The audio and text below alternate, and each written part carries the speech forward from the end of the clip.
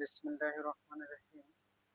আসসালামু আলাইকুম প্রিয় ভিউয়ার্স, আশা করি মহান আল্লাহর রহমতে যে যেখানে আছেন ভালো আছেন, সুস্থ আছেন।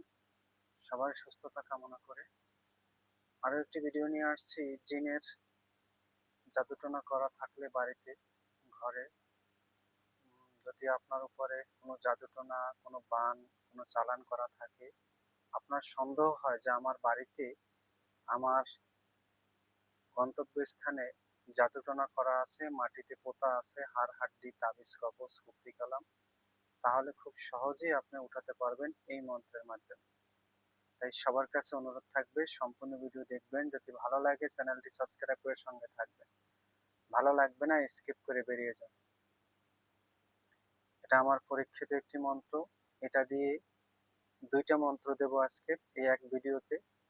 প্রথমটা আপনি, যদি আপনার তাবিজ কবজ গাড়া থাকে বাড়িতে, হাড় হাড্ডি থাকে, সেটা উঠাবেন।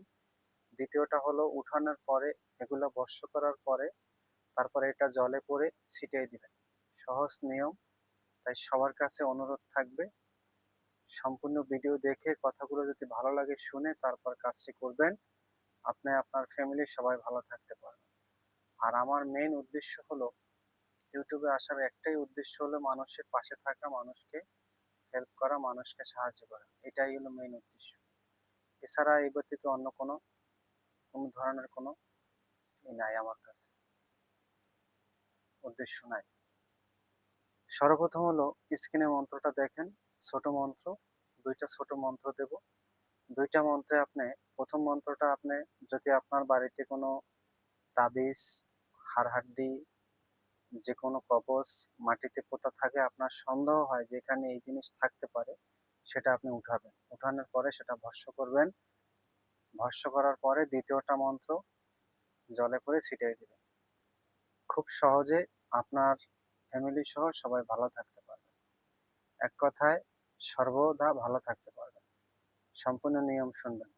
নিয়ম হলো, যদি আপনার সন্দেহ হয় যে আপনার বাড়িতে, আপনার ঘরে অথবা আপনার বারান্দা, আপনার উঠানে, আপনার বাড়ির যে কোনো জায়গায় যে কোনো দুষ্টতান্ত্রিক অথবা কোনো মানুষে ক্ষতি করে রাখছে, আপনার বাড়ির ভিতরে ঢুকলেই অশান্তি শুরু হয়ে যায়, আপনার সন্দেহ হয়, তাহলে এক মুষ্টি বালু নেবেন, শুকনো বালু।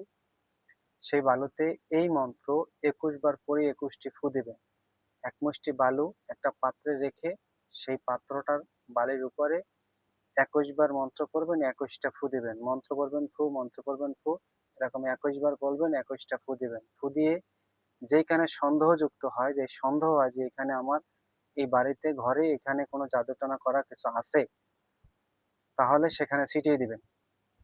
ছিটিয়ে দিয়ে কিছুক্ষণ অপেক্ষা করবেন, দেখবেন যে মাটি ফেটে জিনিসগুলা বের হয়ে গেছে। এটা স্বপ্ন মনে হলেও এটা বাস্তবে সত্যি, যেটা আপনি নিজে পরীক্ষা করে দেখতে পারবেন যদি আপনার মুখ ভালো থাকে। এটা হলো এক কথা। দ্বিতীয় কথা হলো, যখন যেটা বেরিয়ে আসবে, তাবিজ হোক, হাড় হাড্ডি হোক, কবজ হোক, যেটাই বেরিয়ে আসে সেটা এক জায়গায় জড়ো করবেন। জড়ো করে বাংলা যে মদ আছে, মদ সংগ্রহ করবেন। সেই মদ দিয়ে এটাকে পুরাতে হবে। মদ দেবেন কিসের জন্য? মদ একটা ভোগ। এই যে মন্ত্রটার মক্কেল আছে, এই মন্ত্রটার মক্কেল এই মদটাকে ভোগ হিসাবে সে খায়। এই কারণে মদ ছিটাইয়া সে, যেই তাবিজ কবজ হাড়হাড্ডি ওঠে আপনার বাসার, আপনার বাড়ির, সের উপর মদ ছিটাই দিয়ে আগুন ধরাই দিবেন। দিয়ে সেগুলো ভস্ম করে দিবেন। ভস্ম করার পরে ছোট যে মন্ত্রটা আছে দেখেন, এই ছোট মন্ত্রটা 7 বার পরে গঙ্গা জল অথবা টিউবওয়েলের জল অথবা প্যাকেটের জলে 7 বার পরে 7টি ফু দিয়ে সেই জলটা সব বাড়িতে ছিটিয়ে দিবেন। তাহলে প্রথম হলো মালটা, যে কোনো জিনিস থাকলে উঠাই ফেলাইলেন। দ্বিতীয়ত হলো কাটান করে দিলেন। আপনি সর্বদা ভালো থাকতে পারবেন। আমি নিয়মটা আবার একবার বলছি, আপনারা শুনবেন ধৈর্য ধারণ করে। নিয়মটা হলো, যদি আপনার বাড়িতে কোনো তাবিজ কবজ হাড়হাড্ডি গাড়া থাকে, আপনার সন্দেহ হয়, তাহলে এই মন্ত্র, এক মুষ্টি বালি নেবেন। এক মুষ্টি বালিতে এই মন্ত্র 21 বার পরে 21টি ফু দিয়ে আপনার বাড়িতে যেখানে সন্দেহ হয় সেখানে ছিটিয়ে দিবেন। ছিটিয়ে দেওয়ার পর কিছুক্ষণ অপেক্ষা করে দেখবেন মাটি ফেটে আপনার তাবিজ কবজ হাড়হাড্ডি উঠে গেছে। তারপর যেগুলো উঠবে সেগুলোর উপরে বাংলা মদ অথবা যে কোনো মদ দিয়ে ছিটিয়ে দিয়ে, একটু হাত দিয়ে মদ ছিটিয়ে দিয়ে তারপর আগুন দিয়ে পুড়ে ফেলবেন। আর তৃতীয়টা হলো পুরাণের পরে ছোট যে মন্ত্রটা দিয়েছি স্ক্রিনে, সেই মন্ত্রটা ৭ বার একটা ঘটে পানি নিবেন অথবা একটা জল যেকোনো একটা পাত্রে পানি নিয়ে ৭ বার করে ৭ টি ফু দিয়ে সেই পানিটা সব জায়গায় ছিটিয়ে দিবেন। আশা করি সবাই বুঝতে পারছেন। যদি মন্ত্রের কোনো অংশ না বুঝে থাকেন, ভিডিওর কোনো অংশ যদি বুঝতে আপনার সমস্যা হয়, অবশ্যই কমেন্ট করবেন। আর কমেন্ট করার অবশ্যই একটা জিনিস আপনাকে সবাইকে বলি, কমেন্ট করে কি লিখছেন আপনি সেটা পড়ে দেখবেন। উল্টাপাল্টা কথা লেখেন, কি না কি লেখেন আমি বুঝিও না। দয়া করে সবাই কমেন্ট করলে ভালো করে বুঝে শুনে তারপর কমেন্ট করবেন। কোনো অংশ যদি বুঝতে আপনার সমস্যা হয় অবশ্যই কমেন্ট করে জেনে নেবেন। সবাই ভালো থাকবেন, সুস্থ থাকবেন। আজ এই পর্যন্তই। আসসালামু আলাইকুম ওয়া রাহমাতুল্লাহি ওয়া বারাকাতুহু।